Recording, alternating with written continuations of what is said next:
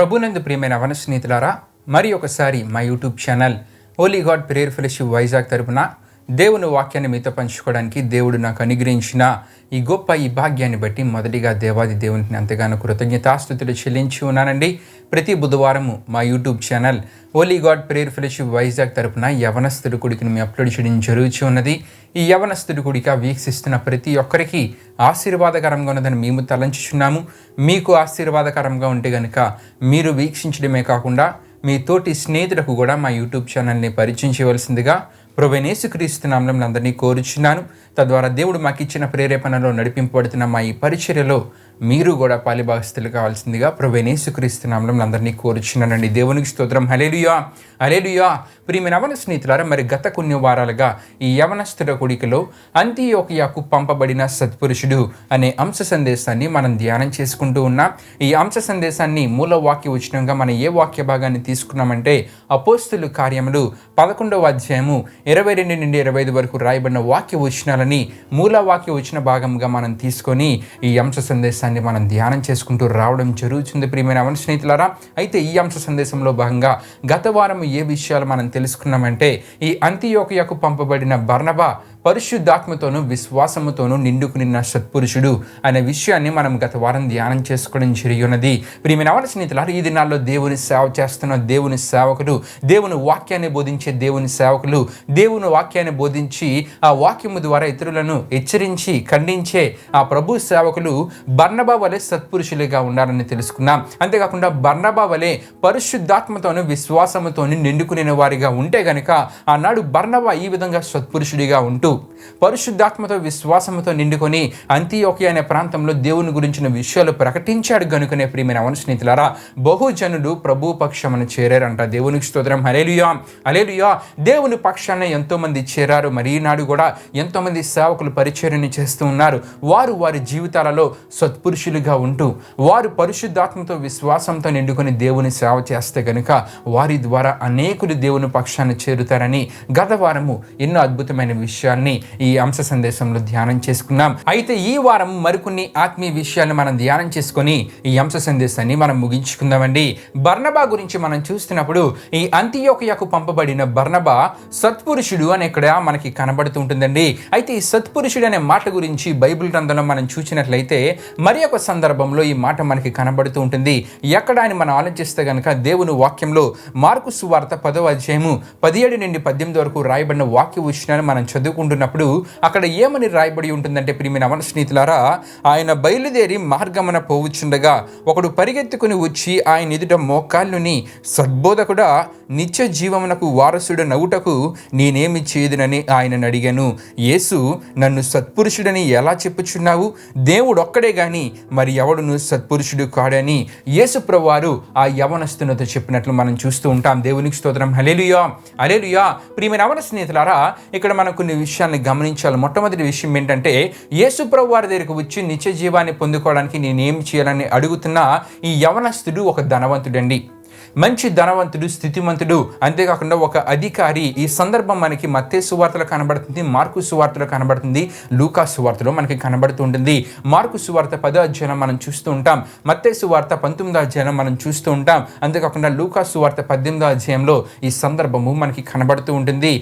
ఎవరైతే యేసు ప్రభువు వారి దగ్గరికి వచ్చారో ఆ యవనస్తుడు ధనవంతుడు, ఒక అధికారి. ప్రియమైన దేవుని బిడ్డలారా, యేసు ప్రభువు వారి దగ్గరికి వచ్చి ఏమని అంటూ ఉన్నాడంటే సద్బోధకుడా అని యేసు ప్రభువుని సంబోధిస్తూ నిత్య జీవాన్ని నేను పొందుకోవాలంటే నేనేమి చేయాలని యేసు ప్రభువారిని అడుగుతూ ఉన్నాడు. ఎప్పుడైతే ఆ యవనస్తుడు యేసు ప్రభువారి దగ్గరికి వచ్చి సద్బోధకుడని సంబోధిస్తూ యేసు ప్రభువారితో మాట్లాడుతూ ఉన్నాడో యేసు ప్రభువారు ఆ యవనస్తుడితో అంటూ ఉన్నారు, నన్ను సత్పురుషుడని నీవెలా చెప్పుచున్నావు? దేవుడు ఒక్కడే గాని మరి ఎవడును సత్పురుషుడు కాడని ఆ యవనస్తుడితో అన్నట్లు మనం చూస్తూ ఉంటాం.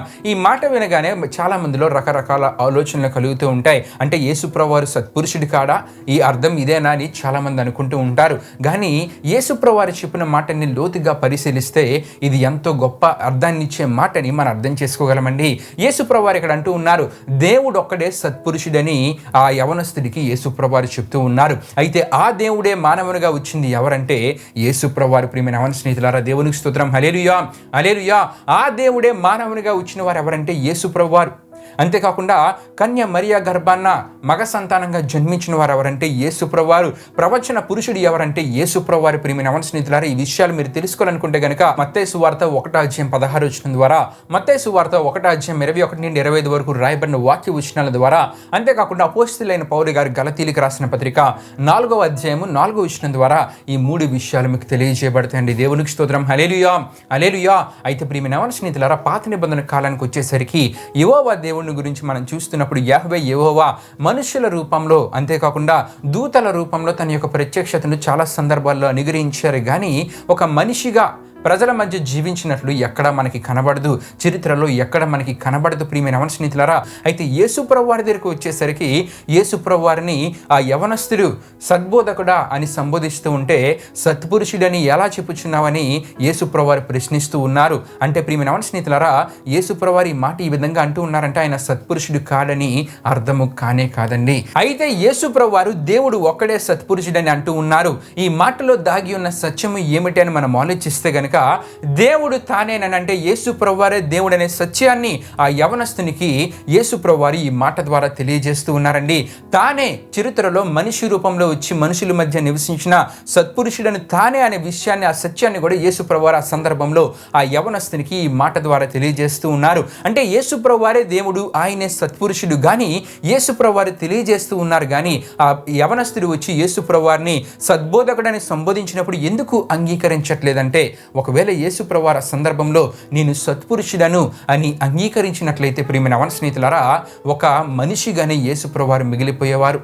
అక్కడున్న ప్రజలు ఏమని భావించేవారంటే ఈయన కూడా ఒక మనిషి, ఆ మనిషిలో ఒక సత్పురుషుడని భావించి యేసుప్రభు వారిని దేవునిగా చూచేవారు కాదు.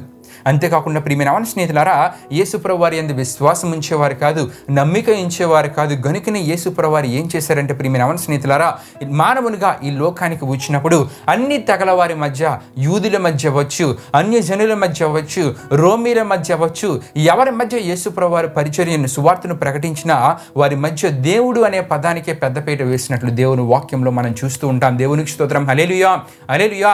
దేవుడు ఉన్నాడు, ఆయన ద్వారానే సమస్తం కలిగిందని యేసుప్రభు వారు అందరికీ ఎక్కడికి వెళ్ళినా సరే సువార్త ద్వారా ప్రకటించేవారు.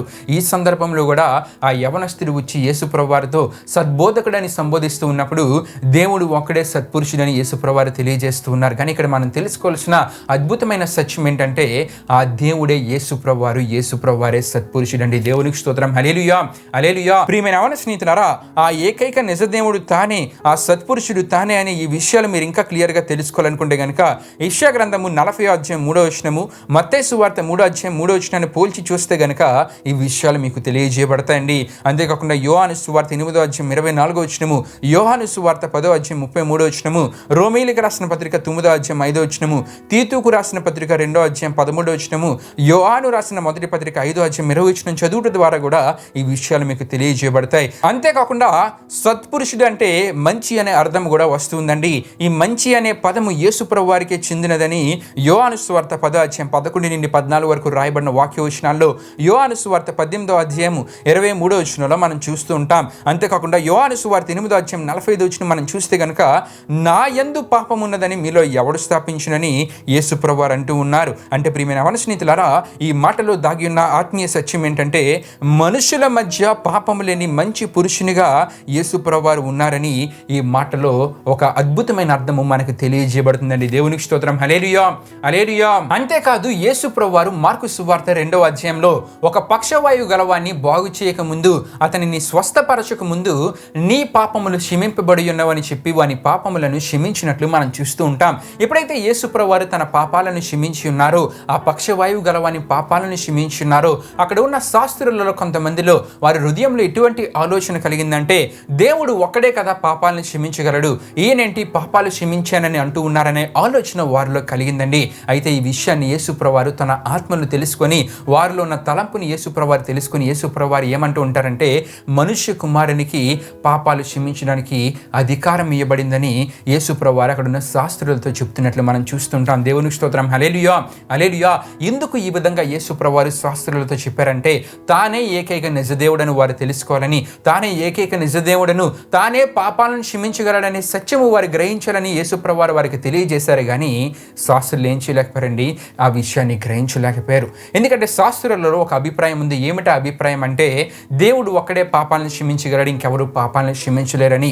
కానీ యేసు ప్రభువారు ఆ సందర్భంలో ఈ పని చేయడం ద్వారా తానే ఏకైక నిజదేవుడు అనే విషయాన్ని వారికి తెలియజేశారు, కానీ దానిని వారు గ్రహించలేకపోయారండి. ప్రియమైన అవన స్నేహితులారు, ఎందుకు ఈ విషయాన్ని ఎంత వివరంగా మీకు తెలియజేయడం జరుగుతున్నదంటే దేవుడు ఒక్కడే సత్పురుషుడని, దేవుడే పాపాలను క్షమించేవాడనే విషయాన్ని మీకు ఎంత వివరంగా తెలియజేయడానికి గల కారణం ఏంటంటే యేసు ప్రభువారే దేవుడు అనే సత్యము మీరు గ్రహించడానికి.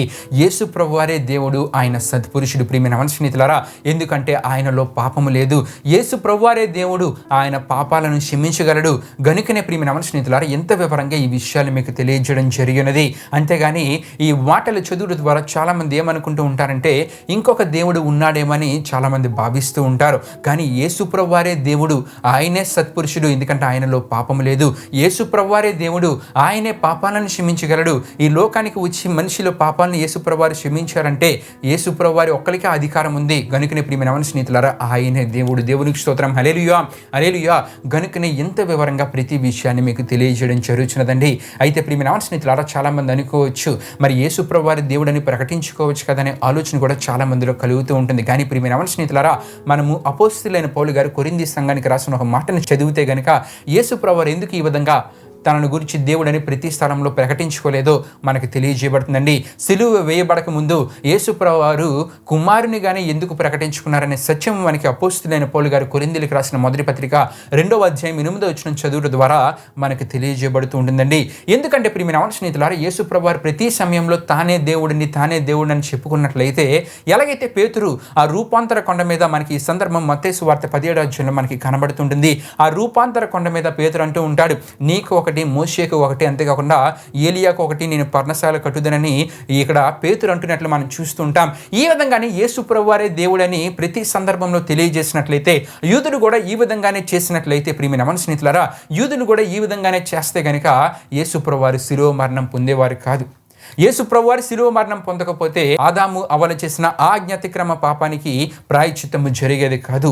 సకల మానవులకు సంక్రమించిన ఆ పాపానికి ప్రాయశ్చిత్తము జరిగేది కాదు. క్రొత్త నిబంధన జరిగేది కాదు. అంతేకాకుండా ప్రియమైన అవన స్నేహితులారా, ధర్మశాస్త్రము నుండి మనమందరము దేవుని కృప కిందకు వచ్చేవారము కానే కాదు. అంతేకాకుండా ఆయనతో ఉండే ఆ నిత్య జీవంలో ఉండే భాగ్యానికి మనము వారసులము అవ్వమండి. ఈ విషయాన్ని మనం తప్పక గ్రహించాలి. కనుకనే యేసు ప్రభువారు ఈ విషయాన్ని తెలియజేసేవారు కాదు.